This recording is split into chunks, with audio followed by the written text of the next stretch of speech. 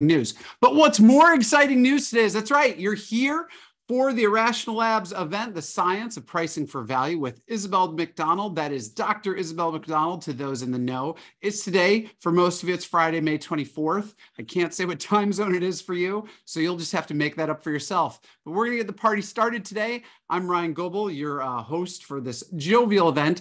Just a heads up, we will officially we'll actually get one of those canes and pull Isabel off the screen at 5:02 for Q&A, but we will hard stop at 5 of the hour so we can have some quick questions at the end and wrap things up. But for those of you that don't know, Isabel is a rock star among rock stars. That's right, it's true. She holds a PhD in public policy from a place called Harvard University with a specialty in behavioral economics. She's passionate, she's super passionate about shopping at Trader Joe's and having a deeper understanding of economic and psychological forces that can guide the development of technology tools for social good. To be clear, not social evil. She's worked with large tech organizations, financial institutions, and government agencies to implement large-scale experiments and to develop tech products that help users achieve their financial and professional goals.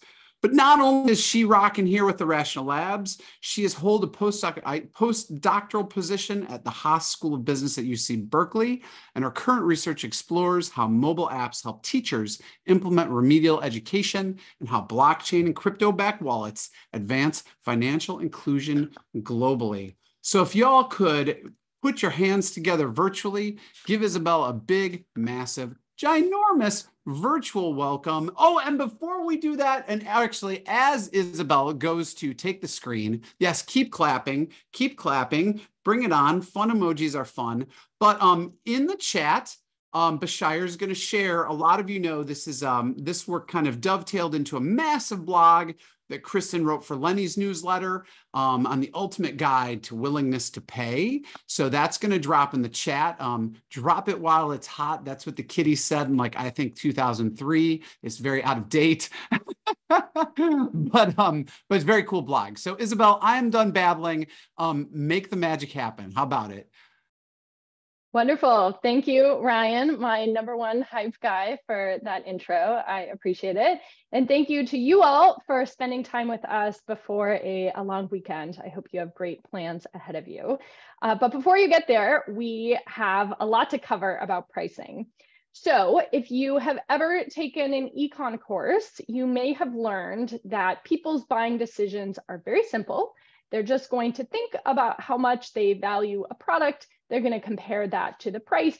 And if the value is greater than price, then they're going to buy. So that makes our decision, if we're trying to determine a pricing scheme, very simple. We're just going to figure out what people value and price accordingly. So this is the world of rational economics, but I'm going to quickly show you 2 examples that demonstrate that this simply cannot be the case.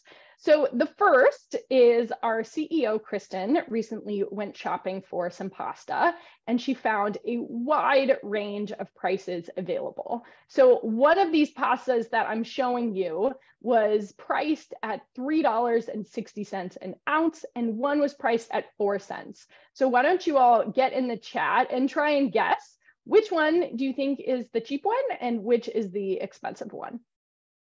I'll give you a minute to ponder this very important question. And you can be thinking it quietly to yourself, not put it in the chat, but then you don't get the glory when I announce what the answer is of knowing that you are correct. So some different answers coming in.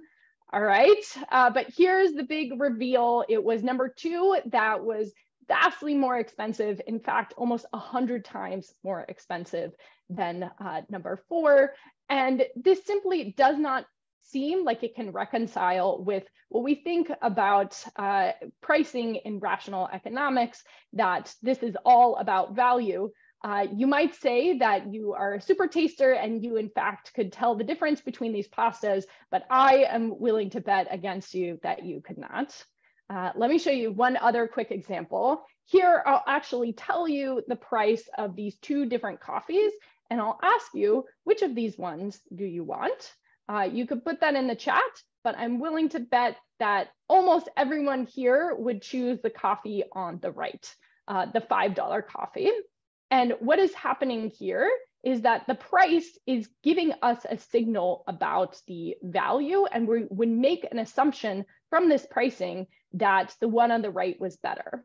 What is crazy of what the research shows us is that if I gave absolutely everyone here the same coffee, but I told half of you it was $1 and half of you it was $5, the people that received the $5 coffee would, one, report enjoying it more, and two, actually find it more stimulating and effective, such that if I gave you all a quick math test, the people that got the $5 coffee would actually do better on the test. So this is crazy that something so simple as just changing the price can have such a vast impact on our overall experience and our overall value of the product.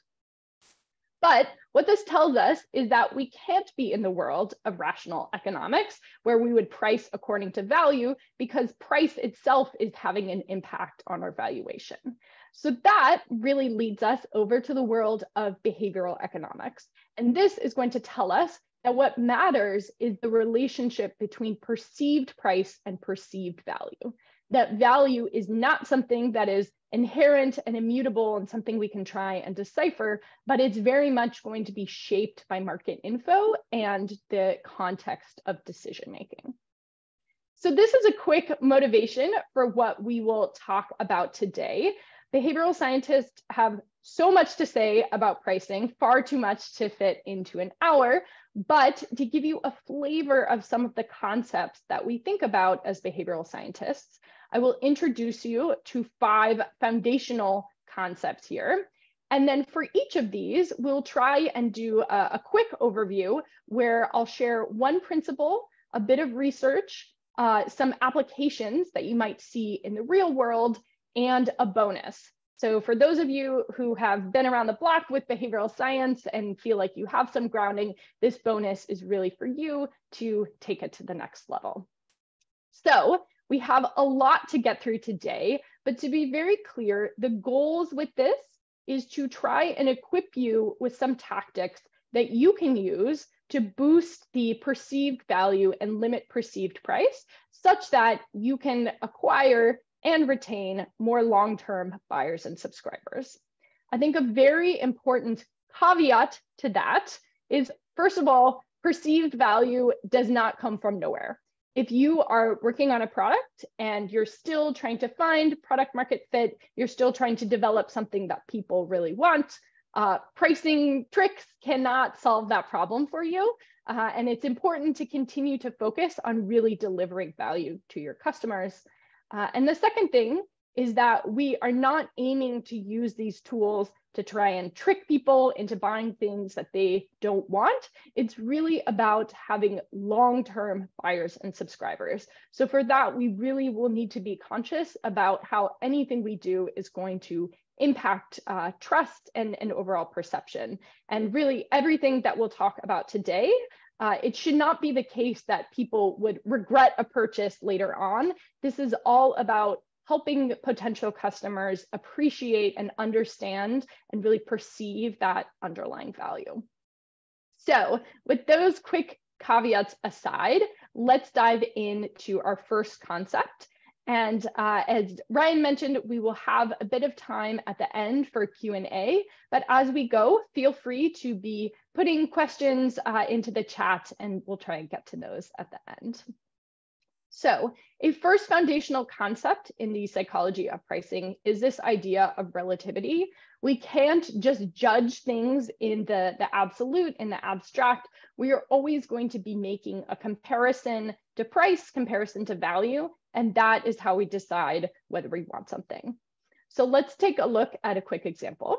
If I told you you had the option to book this hotel room in Indonesia, it's $300, do you want it? That is a pretty difficult decision to make if you have never been to Indonesia, if you don't have context for how much these rooms typically cost. But if I say that the typical price is $500, do you want this for $300? Now this looks pretty good, right? So what happened there? I gave you a reference point to think about price.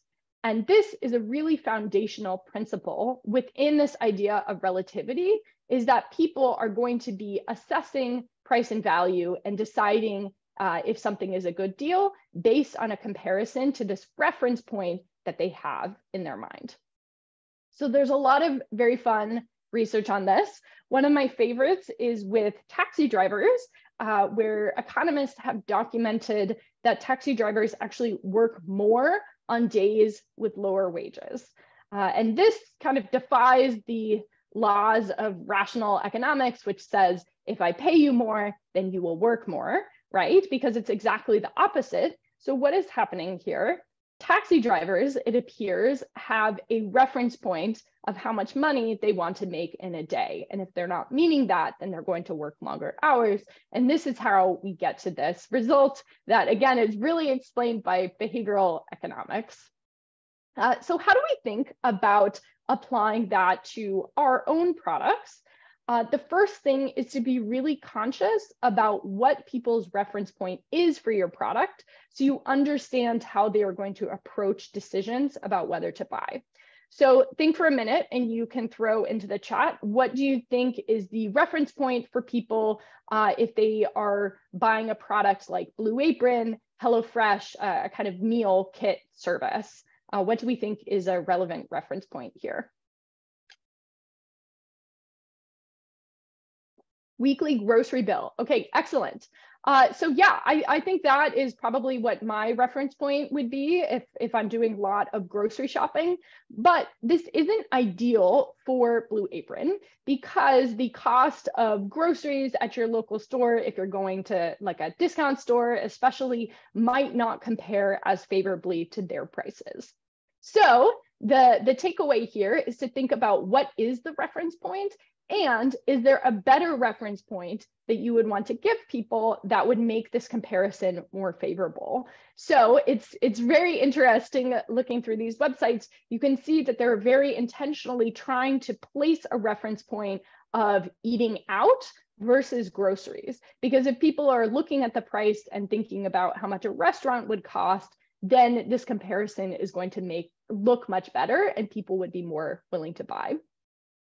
A similar one, if we think about what is the reference for online workout videos, people might be thinking of YouTube, right? Which is free. And so if free is your reference point for workouts, then you don't necessarily want to pay.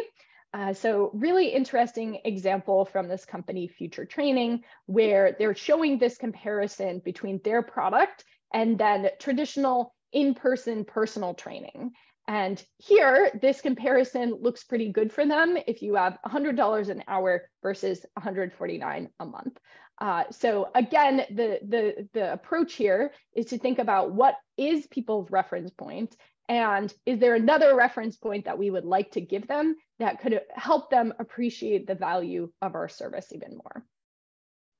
The bonus extension here is that it's not necessarily an external product that you want to give as the reference point. You can also think about how other things that you are offering are shaping people's overall reference point. So here is an example of pricing from MailChimp. If you start by looking at the premium product that is $299 a month, now the standard product is going to look pretty good in comparison. So this is an extreme example, what we might call a decoy of $299 a month just seems so infeasible, and it's probably not a product that a lot of people are going to buy, but it's acting as this sort of decoy. We don't want people to buy that necessarily, but it's going to make the thing we do want them to buy look pretty good in comparison. So this is another tactic to have in your toolbox about how to use reference points. All right, so relativity, core concept. A second concept to think about the psychology of pricing is attachment, which captures this idea that we are more willing to pay for things when we feel more attached to them. This would include concepts such as the endowment effect, that says that we value things more and we are more willing to pay for them when we feel like we already own them in a way. So let's take a quick example. people. Think to yourself, would you rather have a chocolate bar or a mug? If I was offering you the choice between the two, you can put in the chat if you are a chocolate person or a mug person. So you can have that idea in your mind. And then imagine if I had framed this proposal slightly differently and said, hey, you have a chocolate bar. Ideally, I hand it to you in person. You can smell it, you can touch it, right? And now I say, would you like to trade it for the mug? And it turns out that people's choice and preference between chocolate and mug is going to look very different depending on how I present that choice. So when we start with the first example of you choose one or the other, it's about half and half, chocolate and mug people. I will say the Irrational Labs team very heavily skews towards chocolate people, but perhaps we are an exception. But the decision is going to look really different if I endow you with a chocolate bar or endow you with a mug and ask if you want to trade. So there's a huge body of academic research on this, but also I think this probably resonates with people. If you think about the things that you have, how much someone would have to pay you to give that up, it's probably less than the price of whatever you would just buy if you didn't own it already. So how do we translate that idea into our own pricing strategies? The approach would be to try and make people feel as much as possible that your product is something that they already have, that they're already endowed with. That has been shown to increase people's willingness to pay. So Warby Parker does a really wonderful job on this. You can actually go and take these glasses home. You can try them for a week before you decide whether or not you can buy. Really nice strategy and application of the endowment effect, and suggests that people will be more willing to pay. This is also a similar strategy that is coming into play with free trials. If you allow people to feel like they own the product already, they can play with it, try it out, and now they are faced with the prospect of losing access, that is going to have a big impact on their overall value perception. So the bonus here, one of the reasons that I think the endowment effect works is because the things that we own, we ascribe greater meaning to them.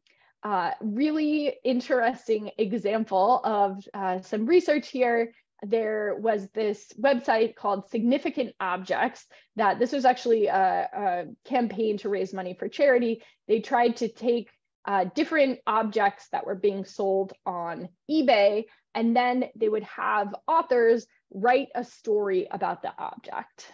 Really these elaborate, interesting things. If you are bored this weekend, look up Significant Objects and you can read some of these wonderful stories. But take a minute to guess if this ocean globe scene costs about 50 cents without a story. How much do you think it costs once an elaborate story was attached to it? How much were people willing to pay for it on eBay? Okay, people are saying $5. Any other guesses? 22. Okay, interesting. A range of guesses here. So on average, about $33. So huge increase in valuation once we have some storytelling and once we have some meaning attached to it.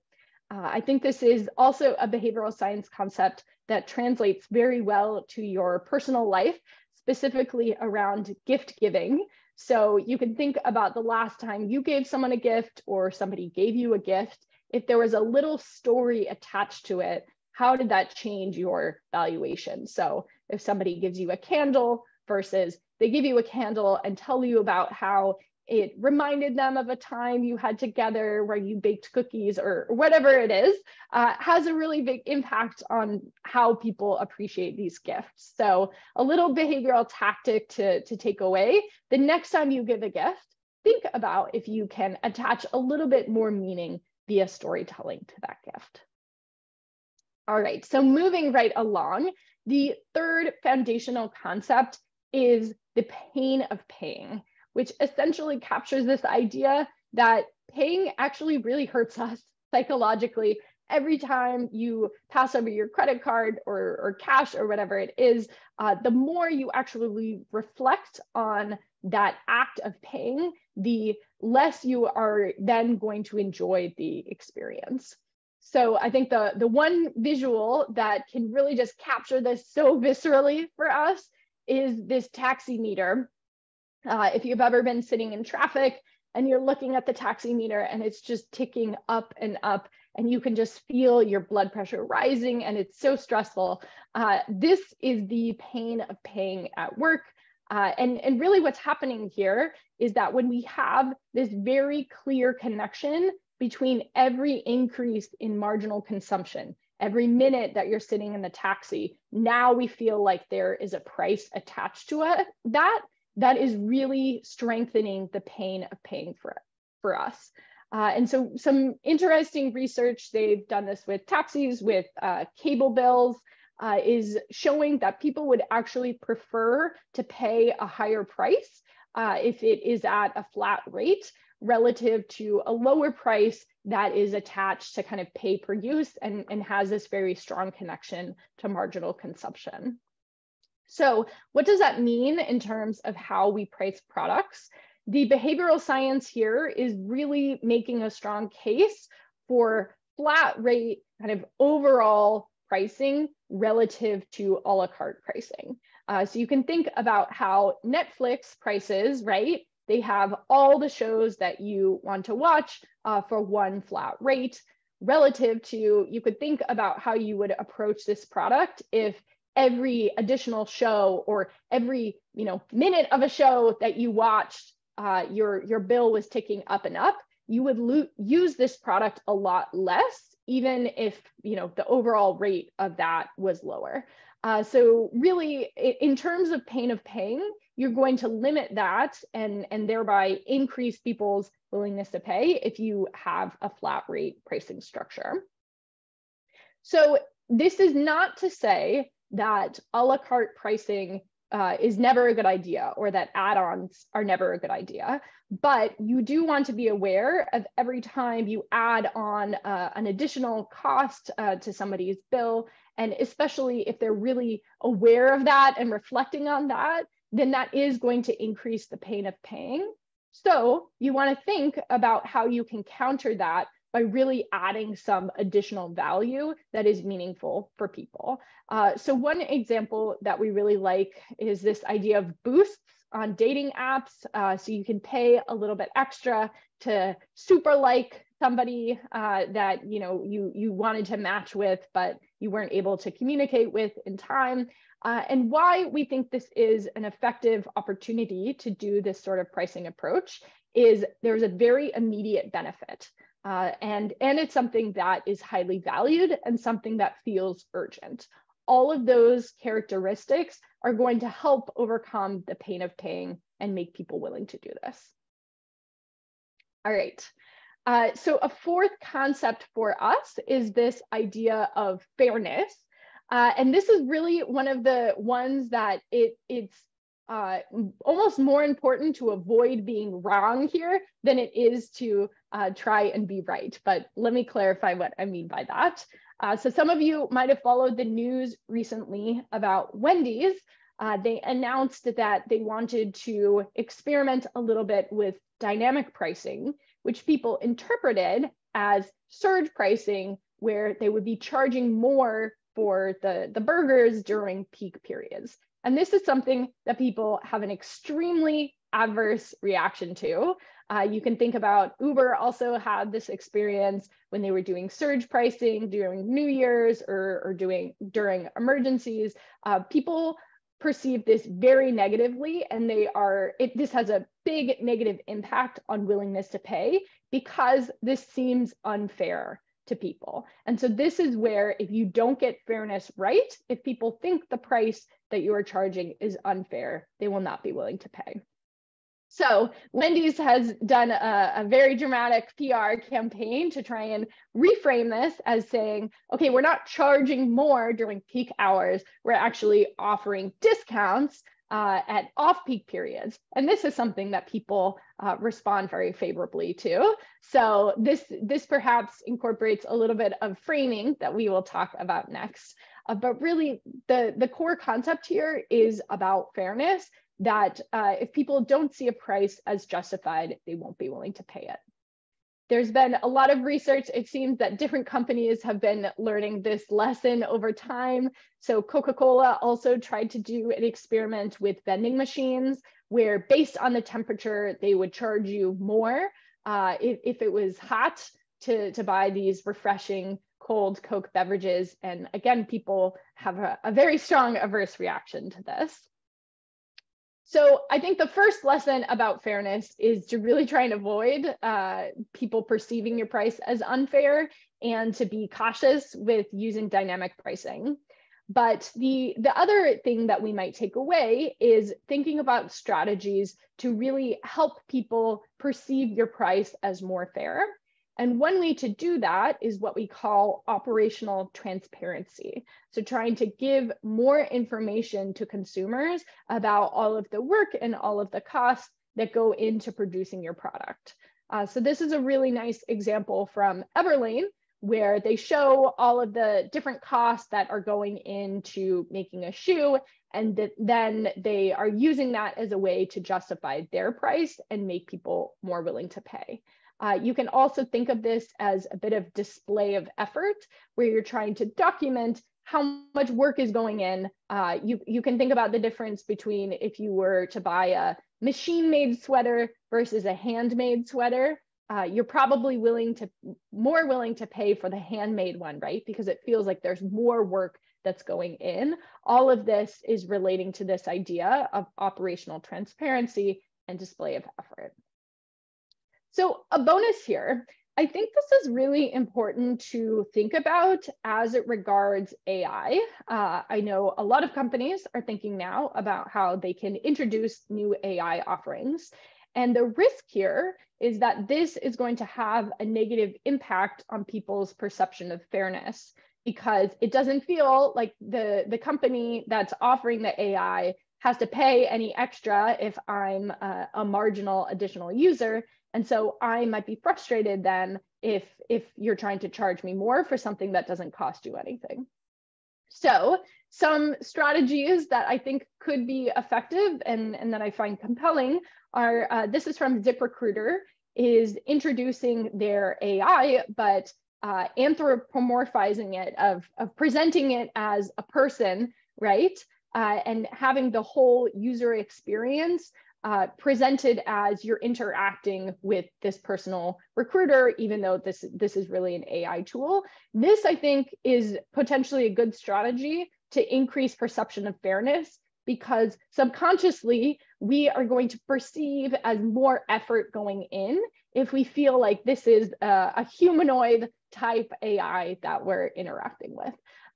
So this is something that at Irrational Labs we're thinking a lot about. If this is something that is top of mind for you, would also love to hear what sort of strategies you're seeing in the wild or that you're thinking about to really increase perception of fairness, and try and provide some, if it's this strategy or other strategies, to help people appreciate the value of AI tools. All right, so a last tactic that we will think about is framing, which refers to this general big bucket, I think, of a lot of different tactics where small tweaks can have a pretty big impact on people's buying behavior. But the one tactic that I'll talk more in detail about is temporal framing. So for any of you that are thinking about subscription products, this is really the one for you. Temporal framing refers to this idea of how we are presenting the time increment for how we're communicating price. That can have a pretty big impact on people's willingness to pay. So some of the research here, perhaps not surprising, if we frame things as saying, do you want to pay 85 cents per day? People perceive this as being a lower price overall relative to if we give the annual roll-up here of $300 per year. So I think we see this tactic more and more in the wild. This is from Indeed that says you can sponsor jobs for as little as $5 per day. the behavioral science would say that people perceive this as a little bit more feasible and might be more willing to buy this. But I think this is a really important moment to remind us about the importance of trust here.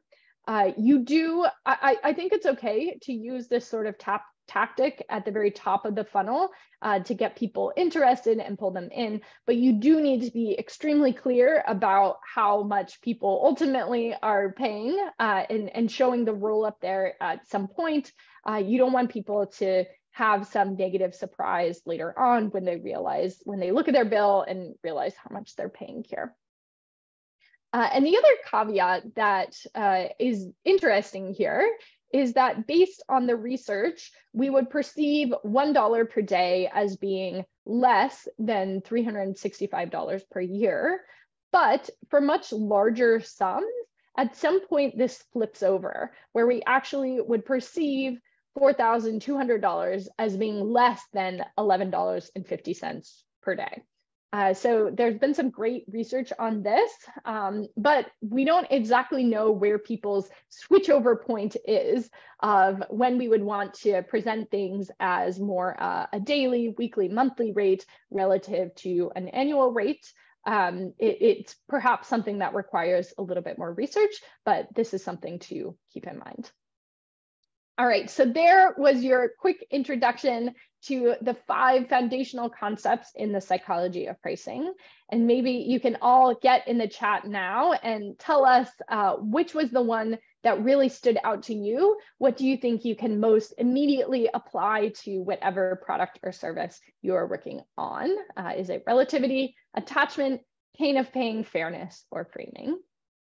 And as I mentioned, this is really just a flavor of what behavioral science can offer in terms of pricing. There are so many more tactics that we are thinking deeply about. So if you've had a taste of the pricing buffet and you are hungry for more, here are some places to go next. So I think Bashir can help drop into the chat. On the IL blog, we have some great work on other behavioral tactics of pricing to consider. And as Ryan mentioned at the top of this, Kristen recently put out an excellent piece on Lenny's blog. If you are thinking about what is willingness to pay and how should I price based on that. So some resources to get you reading more. Also very happy to chat. We can throw into the chat there a link to my LinkedIn or email. But this is something that I have spent the last year thinking very deeply about and would love to hear what you are thinking as well.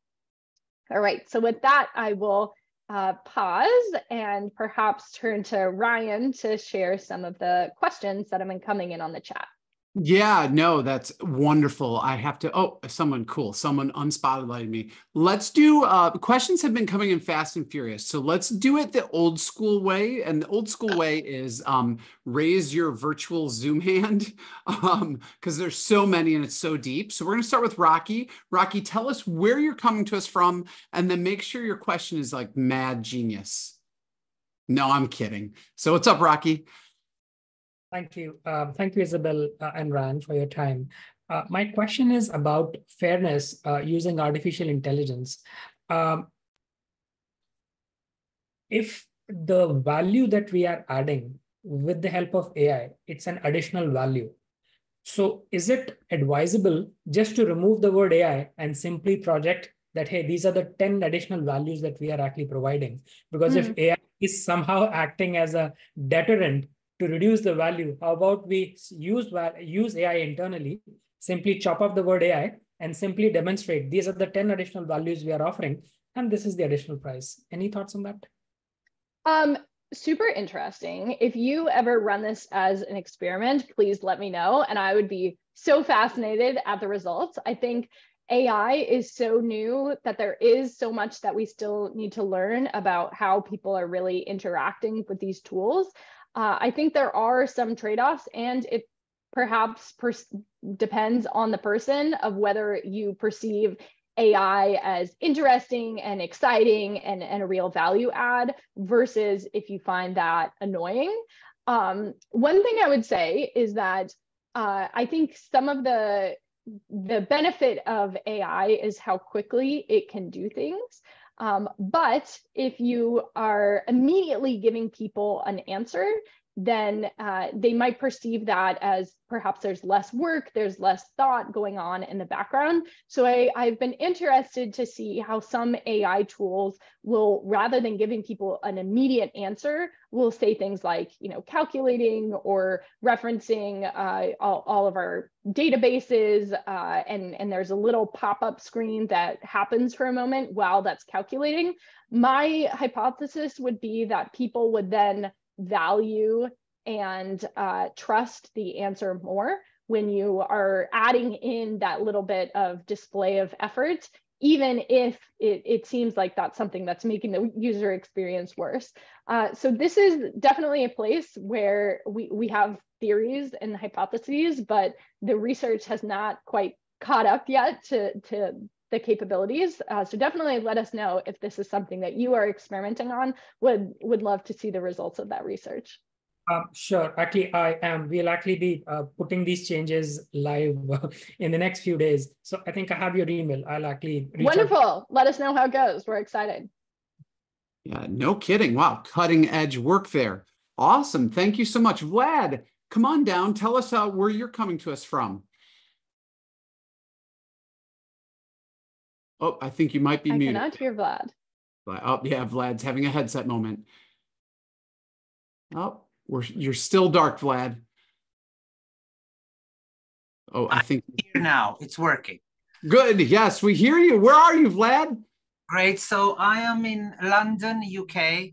I've been with the Irrational Labs for when it started. I've been following you and learning everything I can.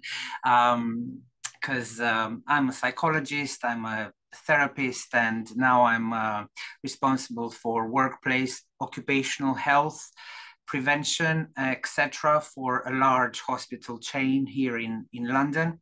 And my question is around, well, I did type it. So in certain services, so in UK and in Europe, we get free access to healthcare. It's perceived as free because you don't take out your credit card to pay for the consultation. But actually, we do pay through taxation, etc. Now, I've observed that in these where these business models are in place, humans devalue access to healthcare, and I've always wanted to learn more about how we can apply some of these concepts in relation to increasing the perceived value of a service that you're entitled to. So people appreciate it and they don't DNA appointments, because, I mean, if you look at it, 12% of the global healthcare capacity is lost to missed appointments. There's no fines, there's no upfront co-payment, etc. It just drives me mad. So that's why I signed up for Irrational Lab. I did 2 of the courses because I want to use as much as behavioral economics principles and nudging, etc., to reduce this wastage. So what do you think?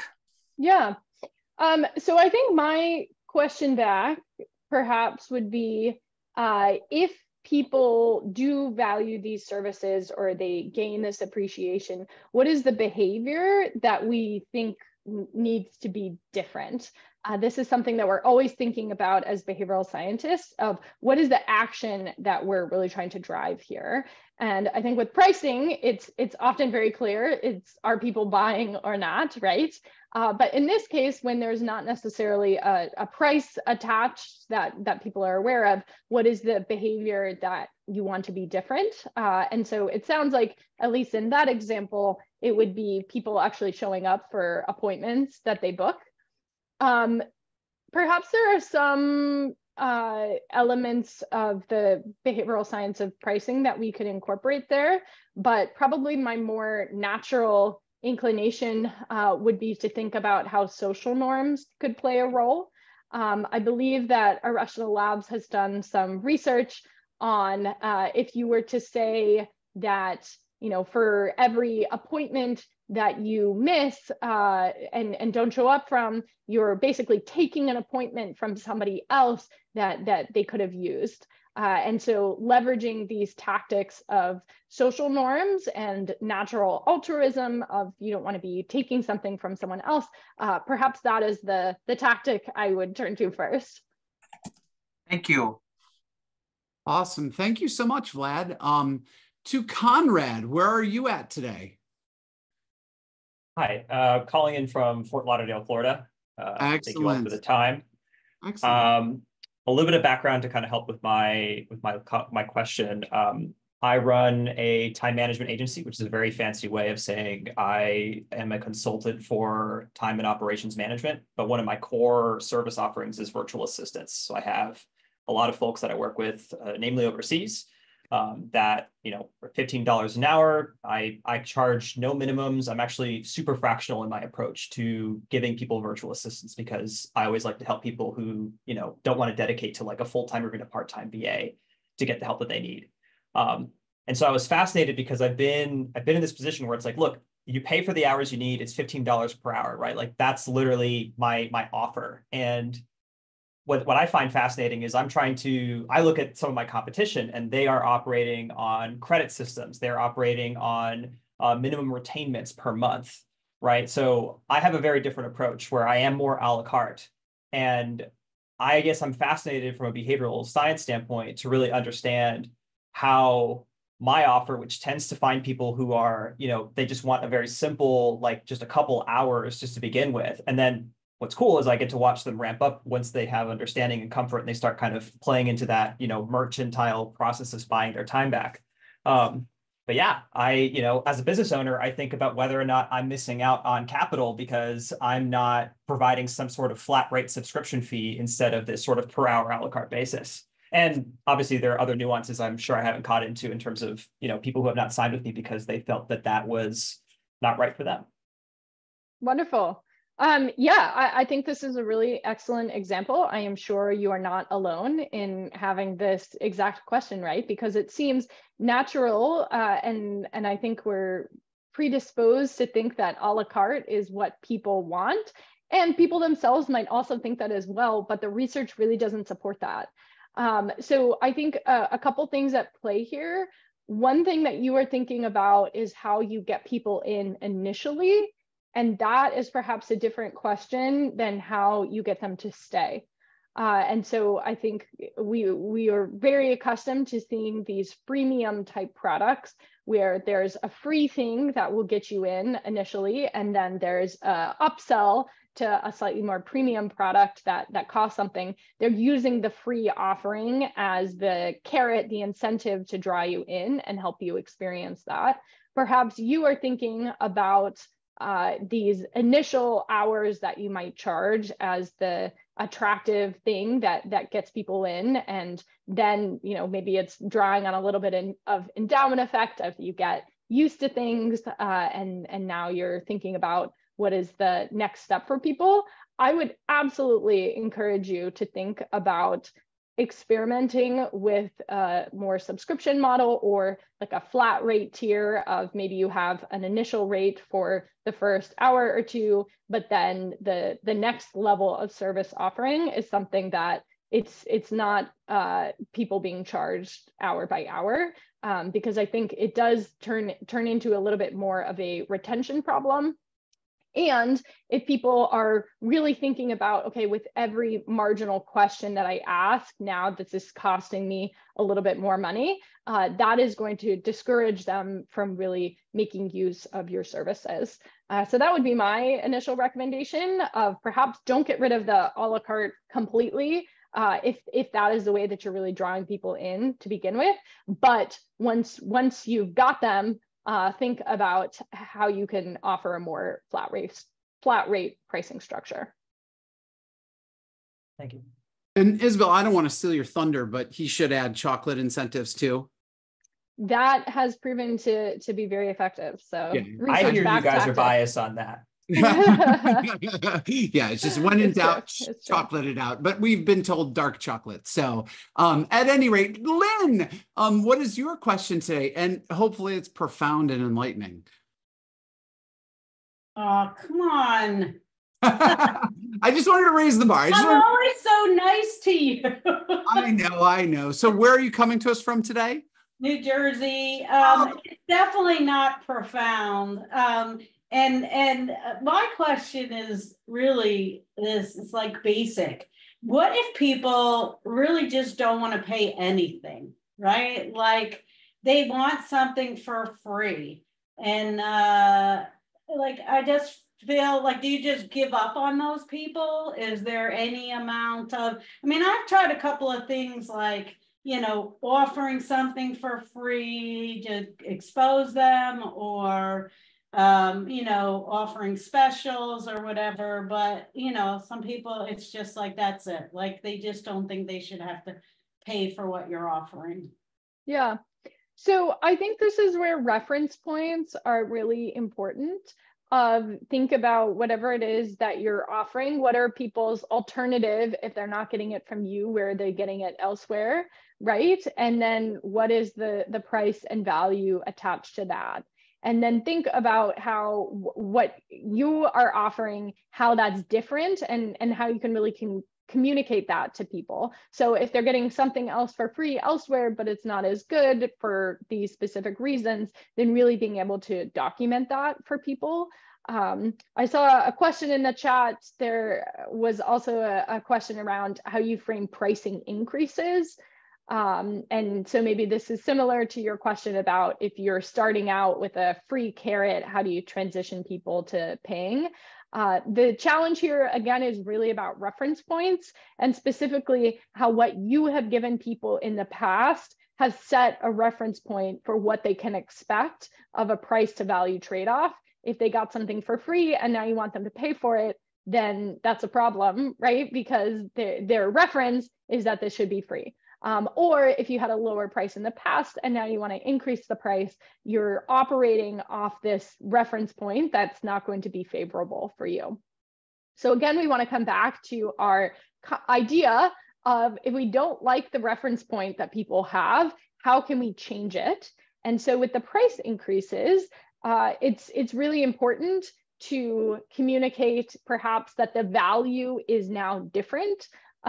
We introduced a bunch of new features, and now this is why the price is going to be different, because this reference point that you have is actually not accurate anymore, because we're talking about a different product that is providing more value. And so that is why the price is different. Or you can think about making a fairness play.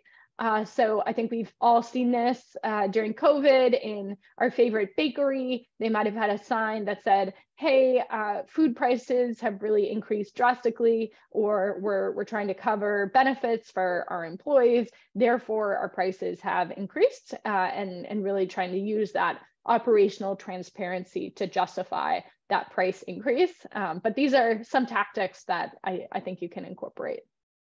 I just want to say that helps a lot. I actually, there was a pricing session, I don't know, a year or so ago, one of the webinars before I was setting pricing. And so I had done all this reference point stuff, and that really helped. And, you know, I did factor in value, but I think after a year, it's helpful then seeing there's some resistance to go back to these notions of value. So even if like market comparisons or whatever were a starting point, I think people may have lost sight of some of the value or differences. And so I think that's a really helpful point to drive home beyond just the reference aspect of it or the comparison aspect. So thank you. And Lynn, I do just want to let you know, since you're in Jersey, I did just get an email from the Rock and Roll Hall of Fame. They told me, this is for real, this is for real. They have John Bon Jovi weekend coming up. So this is another thing you might consider doing with your company in Jersey. See if you could get John Bon Jovi to do some stuff for you, and that might drive people in door and add value. Again, no charge for my advice. Yes, Wonderful. You're always so amusing. All right. I come just to spend time with you. I try, Lynn. I try. So now, Sharon, you're in Seattle, as is Isabel. So it is the Seattle discussion. What's up, Sharon? How are you? Yes, and I just got back from New Jersey. That's where grew up. So, oh my gosh, love New Jersey. So my question is similar to the last one. And, what if you priced on a cost basis? Because that's how we used to think about pricing. And now you begin to see, oh my God, there's reference points. There's so many other ways I could have priced this. And you don't have like my cost. I'm making this up. I'm a consultant and my costs haven't necessarily gone up. How can I lift my prices when there isn't a operational transparency? What if I'm making something and I just realize I've underpriced it so much? How do I do that? Yeah. Number one, that's hard. That's going to be really difficult for people because of the reference point that has been set.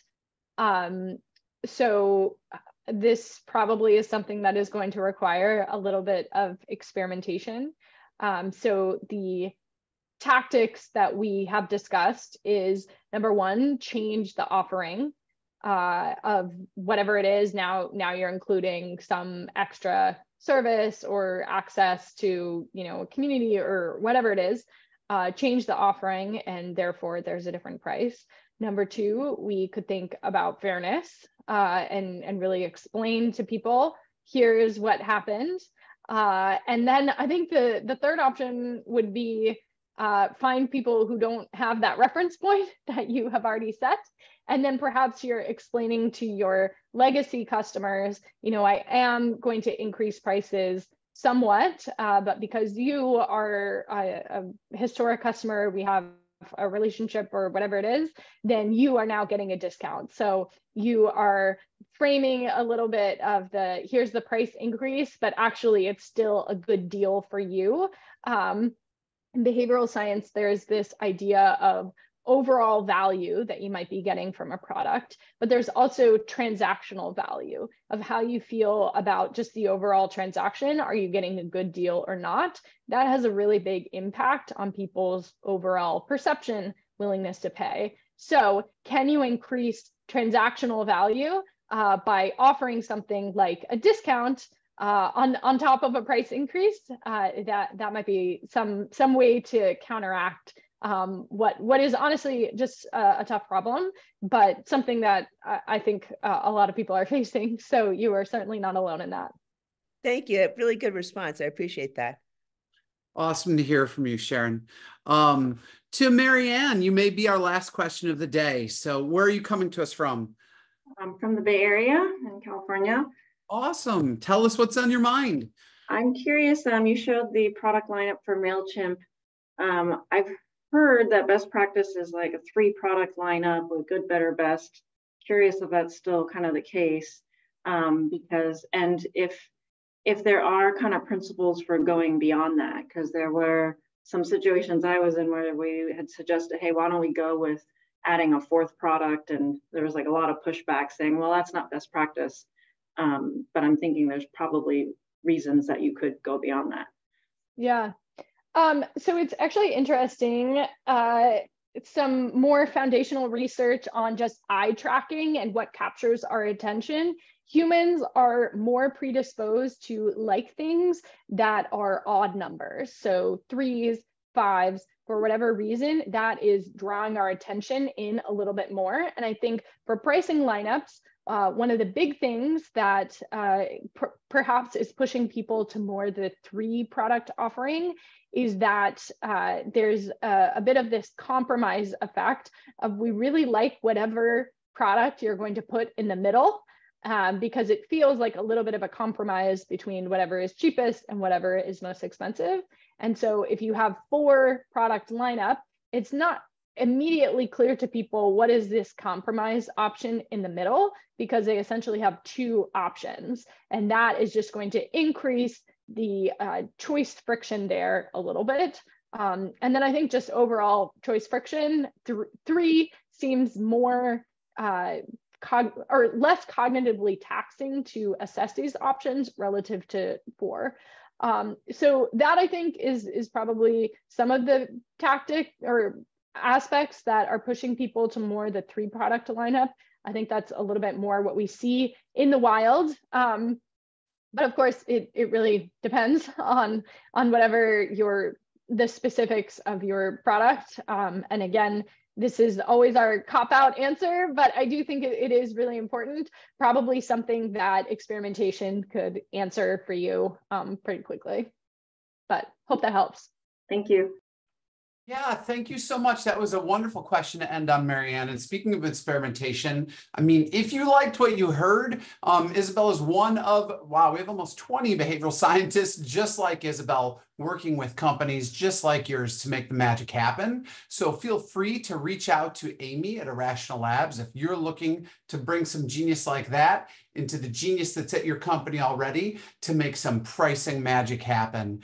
Additionally, if you're new to Irrational Labs, you want to stay in the loop, these are going to drop in the chat. I'm sure they're magically going to drop in the chat. Hint, hint, team. But please sign up for our newsletter. All the exciting stuff happens there. And you like Isabel's teardowns? Whew, you should check out Kristen's teardowns. Go to her Substack. So before I go to the coming attraction, if you could drop your best emojis, share some love in the chat. Isabel's always a joy to learn from. Thank you so much,